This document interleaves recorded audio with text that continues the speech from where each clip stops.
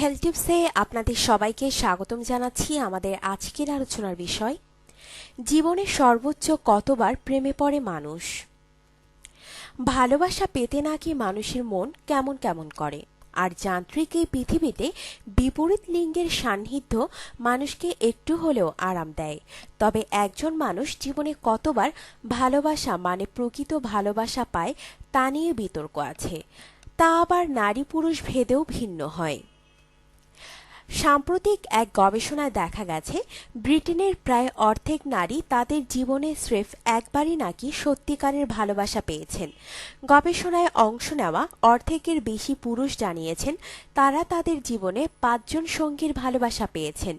New ইয়র্কের হেজেন dash ice cream প্রস্তুতকারক company 2000 মানুষের ওপর একটি জরিপ চালায়, আর এতেই এই তথ্য বেরিয়ে আসে। গবেষণায় দেখা যায় 47% নারী এবং 39% পুরুষ তাদের জীবনে মাত্র একবার সত্যিকারের প্রেমের সন্ধান পেয়েছেন। পুরুষদের 51% 2 থেকে 5 জন আলাদা আলাদা ব্যক্তির প্রেমে পড়েছেন। নারীদের ক্ষেত্রে এই হার 45%।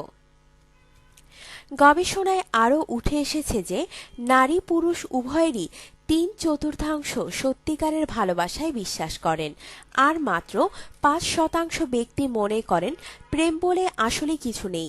জরিপে অংশগ্রহণকারীদের 3 জনের 1 জন মনে করেন প্রেমিক প্রেমিকার একে অন্যের পরিবারের সাথে নিজেদের পরিচয় করিয়ে দেওয়াটা সত্যিকারের প্রেম।